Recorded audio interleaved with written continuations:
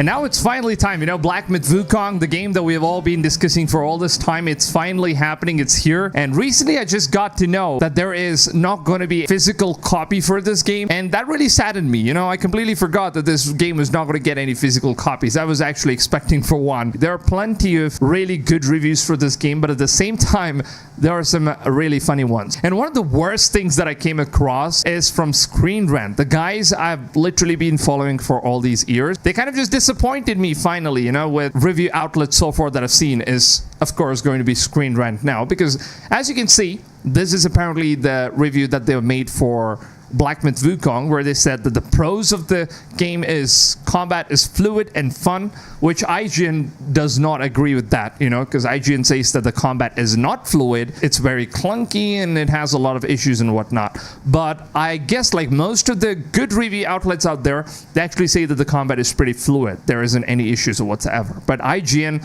they definitely say no to this stuff. So you know what IGN is. As you can see, the combat is fluid and fun, cinematography and can be breathtaking at times, and there's also great diversity in items and mechanics. Now, what's the cons as to why they had to give this game a 3-star rating?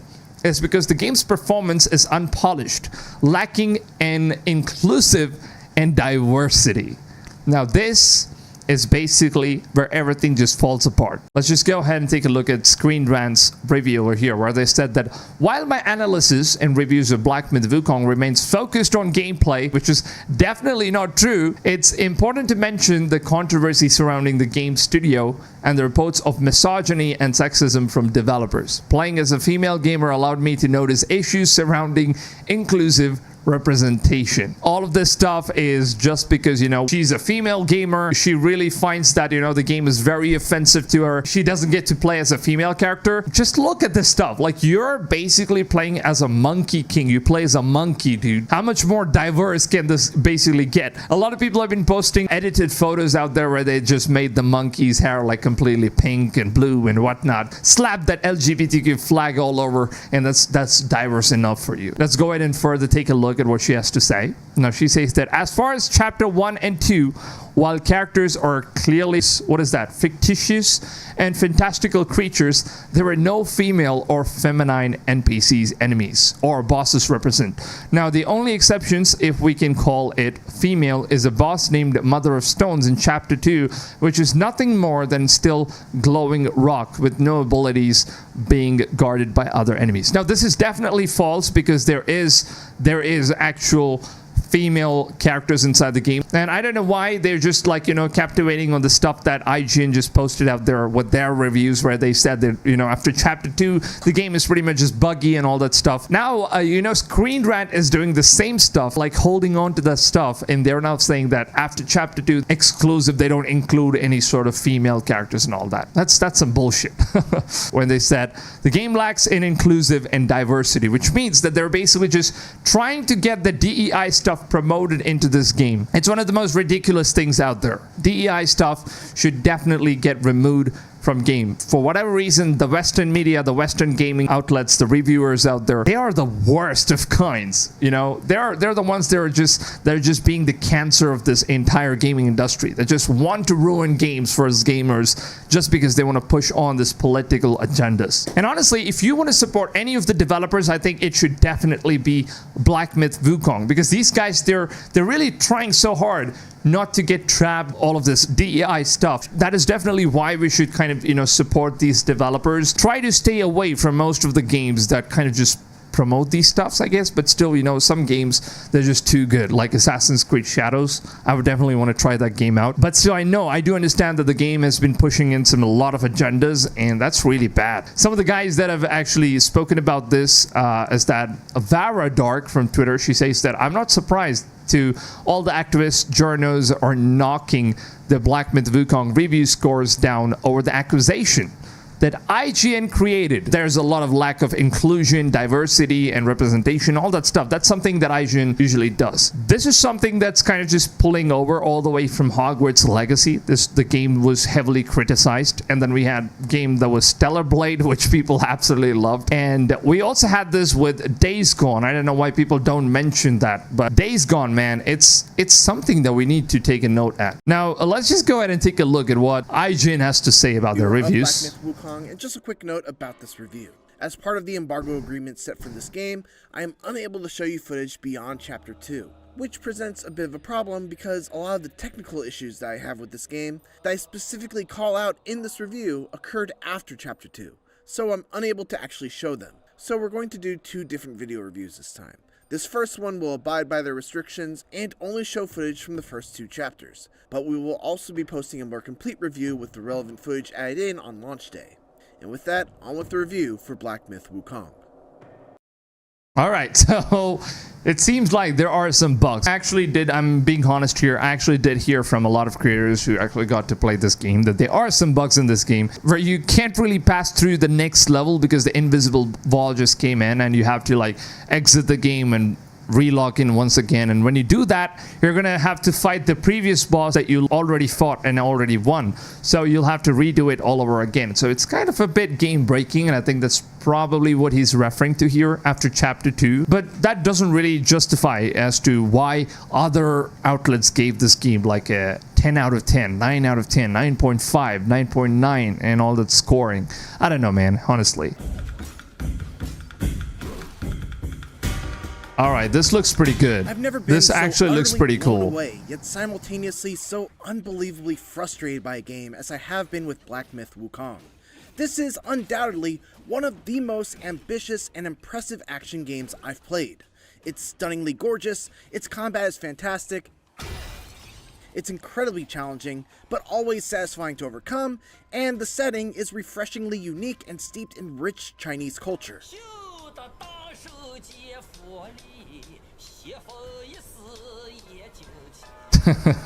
Despite all of the actually, the music and the aesthetics of the open world, it literally does look pretty good.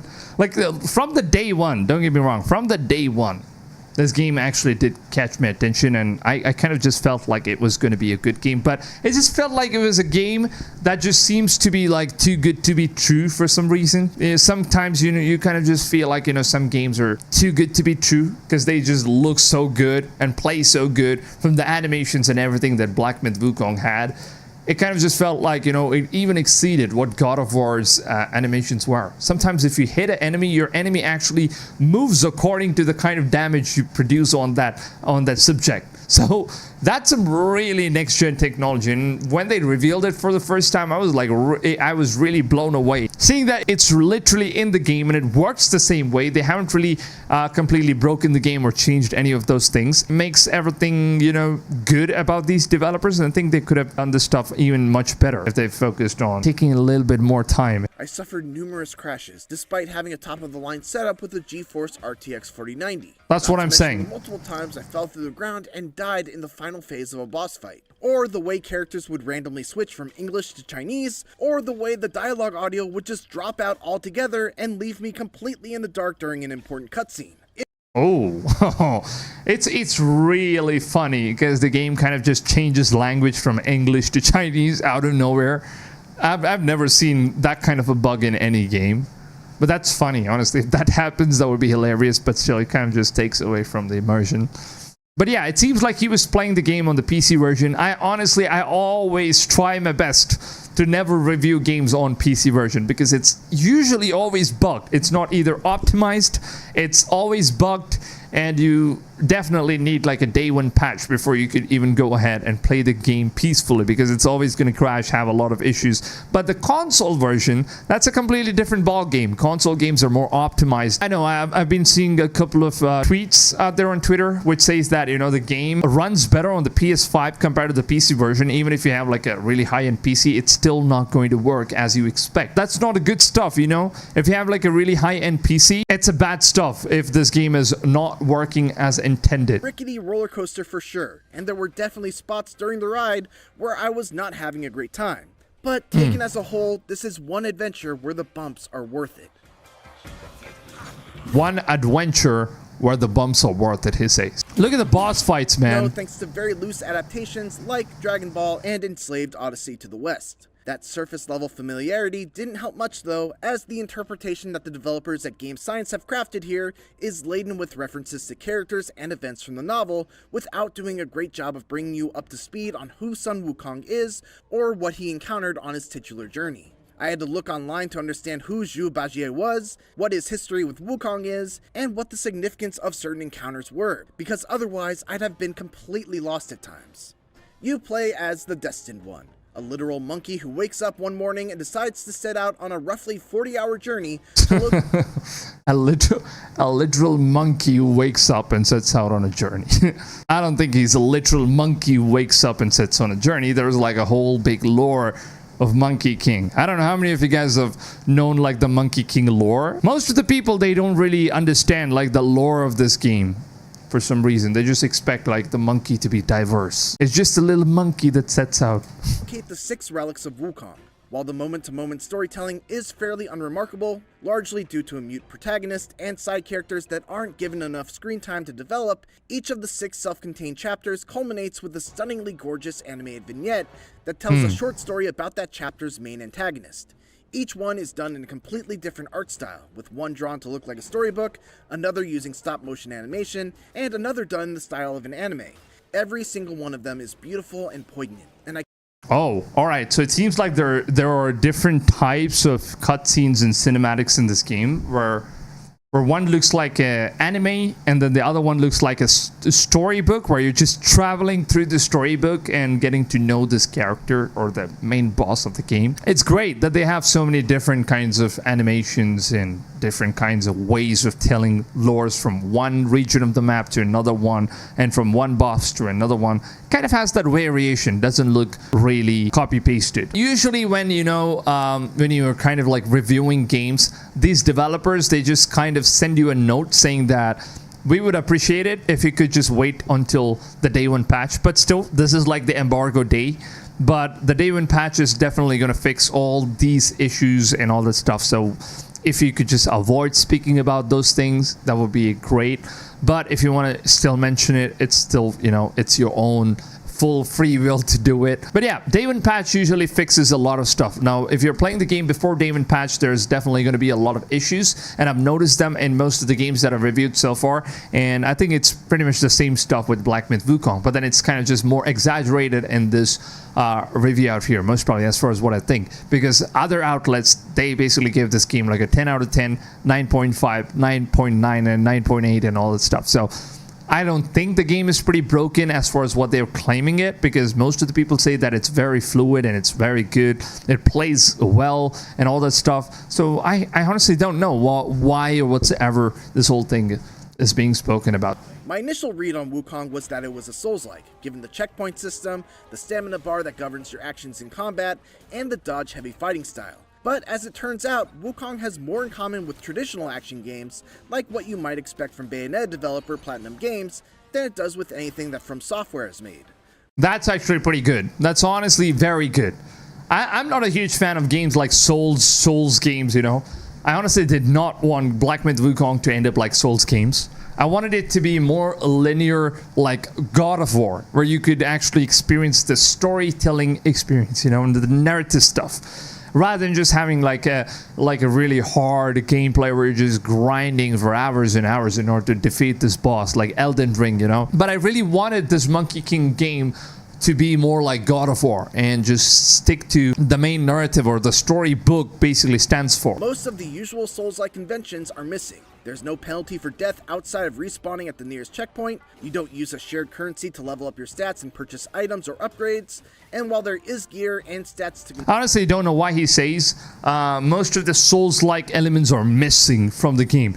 Like, the developers never said that it was going to be a Souls-like game. They said it's a Myth Wukong game, which is a Monkey King story-driven narrative experience. They never said it was like a Souls-like game for you to just go in and expect like, well, it's not like Souls-like, doesn't have like the checkpoint refresh stuff where you can like boost your characters, metas of your characters and stuff. you largely just go and swap out the old equipment with the new, as opposed to making choices as to what kind of weapon or piece of armor you want to hold on to and upgrade. That's pretty good. And even though I am a big fan of Souls-likes, ditching those mechanics feels like the right move for the game that Wukong is trying to be.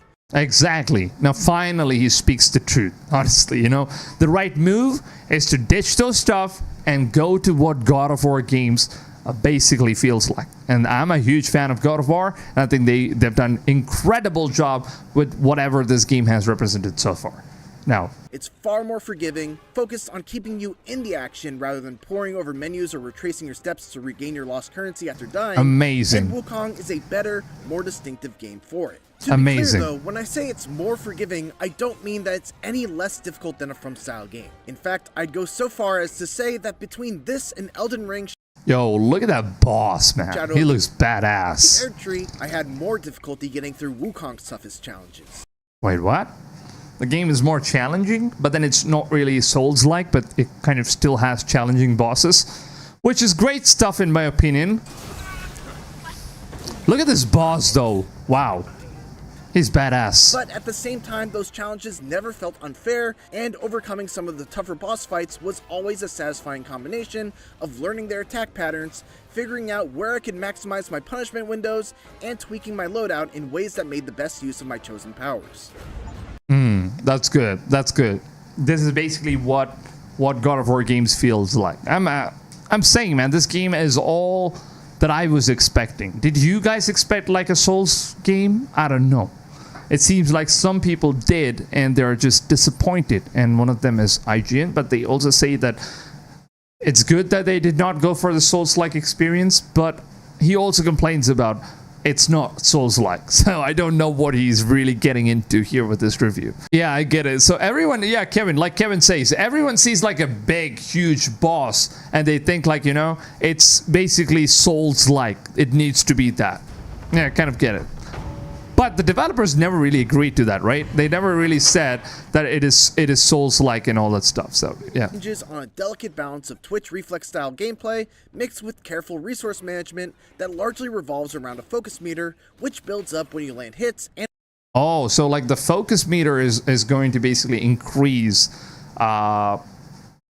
It's basically like Ghost of Tsushima. Like you have like a focus meter. Perfectly dodge enemy attacks. You could heal and stuff like that, I guess. You gain a focus point whenever that meter fills up, which you can then spend in the middle of a light attack combo for a varied combo. Okay. Or you can just use a heavy attack on its own for a powerful strike that can be charged even further if 2, 3, or even 4 focus points are consumed all at once. Ooh. You also So you can like consume all the 4 focus points and land like a heavy blow, which is going to take down your enemy's HP like. The Immobilize spell, for instance, freezes enemies for a short time, allowing you to get in some quick hits and potentially stagger them to allow for even more free damage. Cloud Step turns you invisible and creates a decoy for your enemies to focus on while you break away, heal up, and then hit your foe with a surprise attack that can crit. Rock Solid briefly turns you into a statue that will cause an enemy's attack to bounce right off of you, giving you an opportunity for a counterattack. Ring of Fire creates a barrier around you that will initially repel enemies and grant you some health restoration, along with enhancing any stat-altering drinks that you may use while standing inside of it. And finally, there's my personal favorite, a Plug of Many. This is my favorite, you know? If you guys know the lore of Monkey King, he could basically just pluck his hair out, and as many as hairs as he has, he could just blow it, and all of those hairs are just going to transform into his shadow clones. Just like Naruto, he could just create shadow clones with his hairs plucked out and blown away. It just gives the hairs lives. That's one of the coolest things about Monkey King. Lets you make multiple clones of yourself to all gang up on an enemy at once. I really can't wait to go ahead and try this out. Look at that. Woo. Oh my god, the dude is having a real bad time. I don't know. Is that like an ability that kind of just recharges? How's that? Could you like swap that with any other abilities? Or is it like something that Monkey King has forever? Till the end of the game. You've also got transformations, which allow you to morph into powerful creatures that you've already bested in battle. You can, wow, you can change into your previous foes? Like you can shapeshift? That's awesome. Cool about these is that they don't cost any mana, they're tied to a very lengthy cooldown instead, and they turn you into a totally different character, complete with an all-new moveset, special moves that use I wonder if you can turn into this huge boss though. If you once you defeat it, like you can turn into this huge boss. That would be cool. Focus meter and more. For example, one of the first bosses that you fight is a wolf with a fiery dual blade that has a lightning fast dash attack.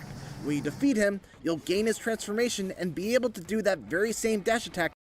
But your character is not big enough. Your character is still small. You see, the first boss that you fought off, he was actually huge. Take a look at this. Like, as he says, the first boss that you fight, he's huge compared to you in size. But then, once you transform into that dude, you're not really huge. To your enemies, and once you build up its focus meter, you'll even be able to do a hugely powerful leaping strike that can ignite foes and deal damage over time to them.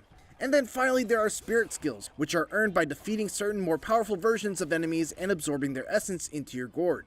These are effectively transformations that only last for one attack and are also tied to a fairly lengthy cooldown, but it's great to be able. The impact that you have on all these enemies, you know, like the way they react, the animations, once you hit them right in their gut and they just kind of hold their gut and go backwards, those animations, those particle effects and everything, that's what make this game so freaking unique from all the RPG games out there. For example, insane. Use the Wandering Wight's powerful headbutt attack. Oh, wow. You could change it to what the hell was that? Dagger after immobilizing an enemy. These spirit skills can also be leveled up, which makes it so that even the early game spirits never lose their strength. Oh, you can actually turn into all these big stuff as well. That's good. That's exactly what I wanted to know. Like, you could turn into this huge monsters. As the campaign rolls on. But for a very small amount of time. Mixed with some truly incredible boss fights. And Wukong introduces all of these elements at a thoughtfully measured pace, so I never felt overwhelmed. Make no mistake, the Destined One is extremely powerful. Alright, so the Destined One is extremely powerful. He's talking about Monkey King. Monkey King is extremely freaking powerful. The lore actually says like he's one of like the gods or like the demigods. Like, we're finally getting to experience something that's sticking to the original lore of the books, or maybe the folklores. Some people even worship Monkey King, you know, so you can't really say they're just lores. Damn! Oh, that feels satisfying. Being in control of him is definitely a heck of a power trip. Even beyond the many powers and abilities he has at his disposal, nothing beats the feeling of just slamming a 50-foot bow staff down onto an enemy's head. Oh, definitely, definitely. Look at that, dude. But I still had to be smart with how I used my spells due to the fact that mana restoration is actually very difficult. This is where the resource management aspect of combat comes into play. I had to carefully consider what spells were actually worth the mana cost, whether I should save them for a more difficult second phase of a fight, and whether or not I could capitalize on the opportunity if I were to spend the mana in the first place. For instance, even though it's my most powerful spell, I often had to hold off on casting my Pluck of Many spell that duplicates my character since it has an extremely high mana cost. So it's bad news. Seems like we can't keep using the duplication skill. Seems like it has like a really high cost. I don't know whatever that mana cost is. Once I play the game, I'll get to know it. It's going to take a lot of cooldowns. So it's bad news, man. I really wanted to use this particular ability as much as I possibly could, because it's one of the coolest abilities. At a bad time, the boss could simply wipe out all of my clones with an AoE attack before they even got a chance to get some damage in. Sometimes the adjustment I had to make when I was stuck on a boss was a simple change in how I used my abilities, and the act of coming up with a new strategy and having it pay off was always extremely satisfying. Oh, I love the headbutt. I absolutely love this huge thing that he just turns into. I think it was one of the bosses that he defeated before. While that headbutt is cool. Where Wukong is at its best, there's also a highly respectable amount of enemy variety in its regular fights. So satisfying. Level design is of the wide linear variety, usually with a clear main path that leads from checkpoint to checkpoint, but plenty of opportunities to venture off that path to discover optional goodies.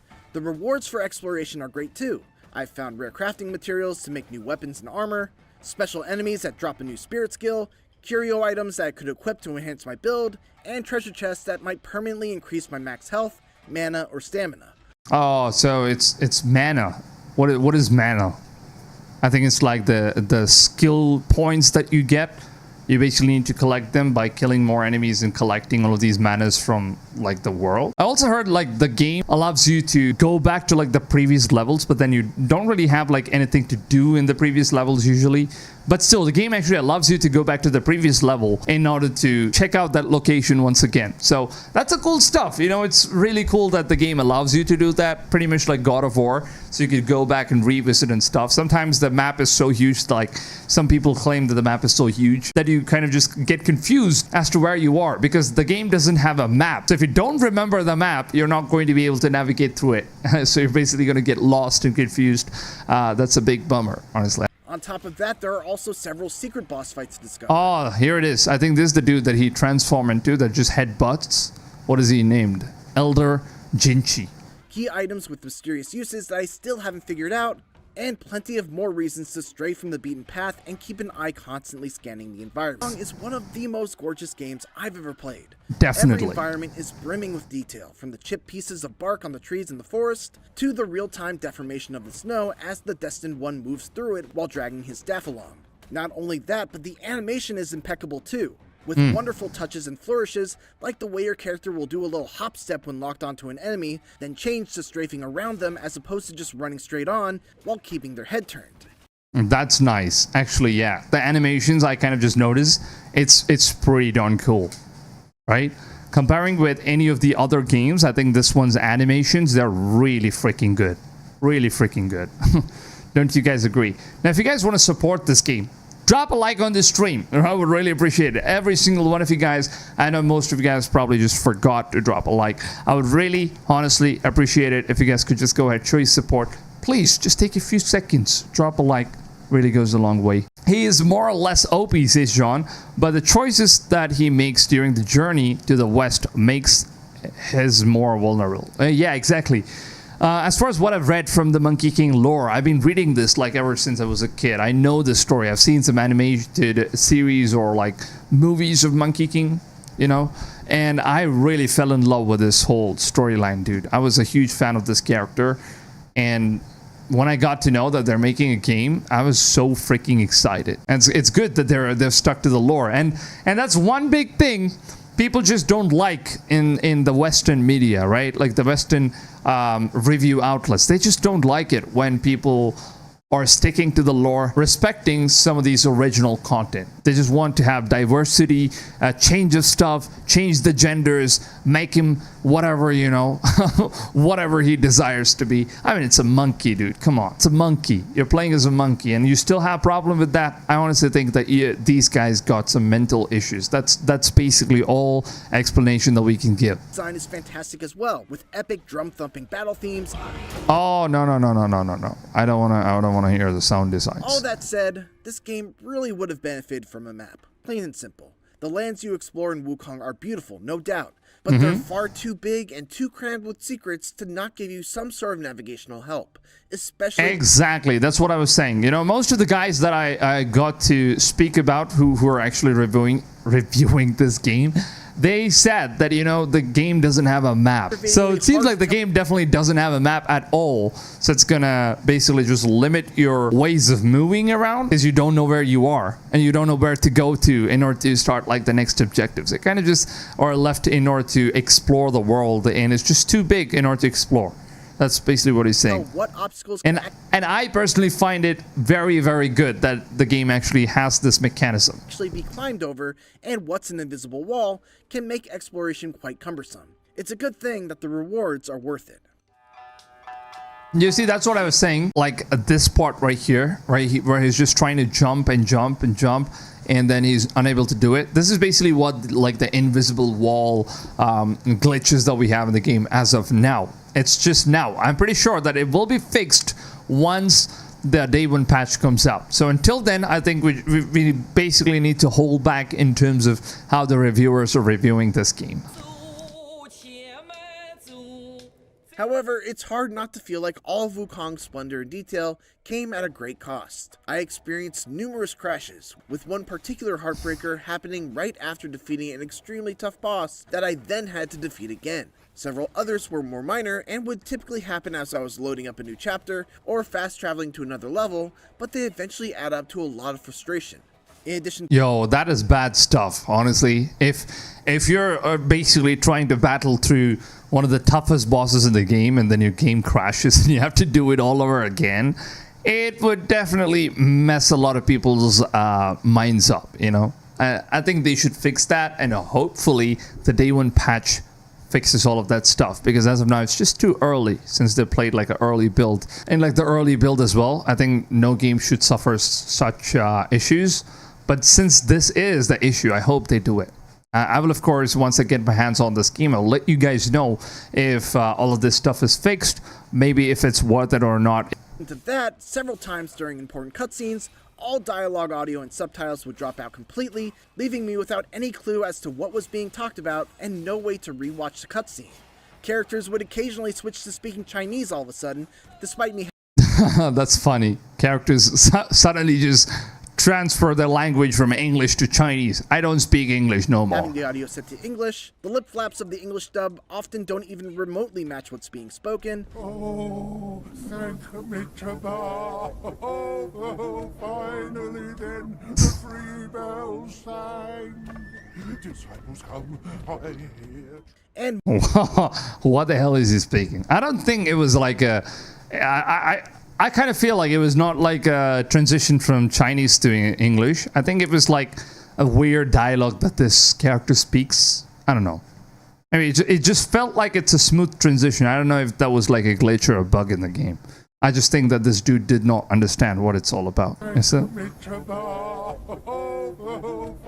I think it's intentionally done right here. Disciples come, I hear. and most of the journal entries you find along the way haven't even been localized yet into English. The worst, though, was one particular fight in which the boss would plunge me down through the ground during the transition to its final phase, only to have me fall through the world once I regained control of my character. This kept on happening to the point where I thought my game was unavoidably bugged and I wouldn't be able to reach the end. But my insanity of trying the same thing over and over again eventually yielded a different result for no discernible reason. These are the kind Okay, so it seems like, yeah, there are some minor bugs in the game. It could be game breaking sometimes, but yeah, it could definitely get frustrating. It could definitely get frustrating. kinds of technical problems that game science will hopefully look to address in post-launch patches. And it's not outside the realm of possibility, as even Cyberpunk 2077 was eventually whipped into shape after its own buggy launch. But the thing is, IGN gave Cyberpunk 2077 a 9 out of 10. And the game was literally unplayable. I don't know why this game got like a pretty bad score. And, you know, a lot of complaints. But then, yeah, I kind of get it. It's buggy, but then, you know, I don't think it's as buggy as what they claim sometimes, you know, because most of the review outlets, they gave pretty darn good score for this game. Except IGN and Screen Rant. I hope that those fixes All those guys, because while I GameSpot. still wholeheartedly think that the things that Myth Wukong does so right are worth dealing with those problems, I would love to be able to recommend it without those caveats. Alright, so the final score that they've given for this game is going to be 8 out of 10, which is great. Reviewed on PC, also available on PlayStation. Now, I honestly think that the reason why they kind of had like a bad experience is because they played this game on the PC version. They should have honestly tried on the game on the console version as well before reviewing it, because I know most of the players who played this game on the console version, they did not have any sort of issues. So it seems like it's just a PC exclusive issue at this point. It's not something that's going to transfer over to like the consoles, because most of the times PC games are bugged.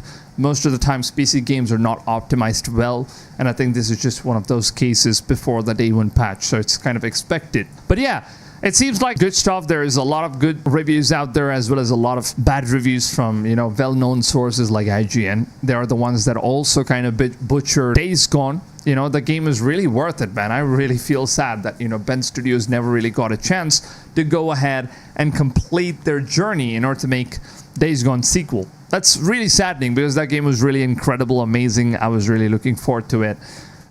It's never going to happen.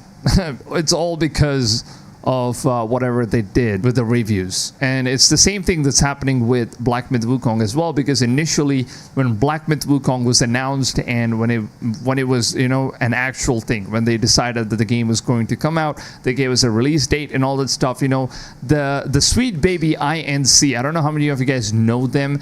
They are basically like a cult or like an organization that kind of just control what happens in movies and video games and basically all the entertainment media. So they just try to push on all of these woke agendas, and if your game is not woke enough, they are going to demand money in order to, you know, not say bad things about the game. And as we know, IGN has been a lot more supportive in terms of, you know, a lot more suspicious in terms of them working with these type of agendas. And some people are really disappointed in China. So as you can see, Grums on Twitter, he says that Black Myth Wukong is scoring well in most places, including 10 out of 10s in China. Review outlet, which is IGN China, they have given this game a 10 out of 10, whereas the IGN Western media have given this game 8 out of 10. And they have a lot of issues. But then, you know, IGN China, they don't have any issues.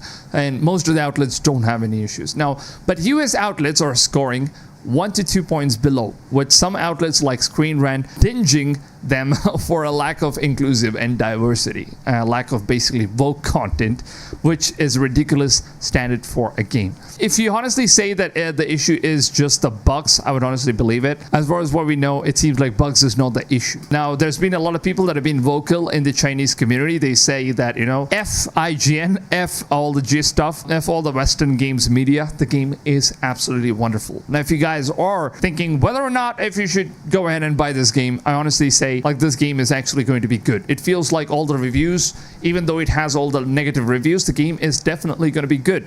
So go ahead, give it a shot, try it. I'm pretty sure that you guys are going to love it. I'm pretty sure that I'm going to love it. So yeah, let's just go ahead, try this game out together, and I will put on my honest reviews in my upcoming videos. With that being said, hope you guys have a wonderful rest of the day, and I'll see you guys on the next video. Until then, or the next stream. Until then, take it easy, fams, and goodbye.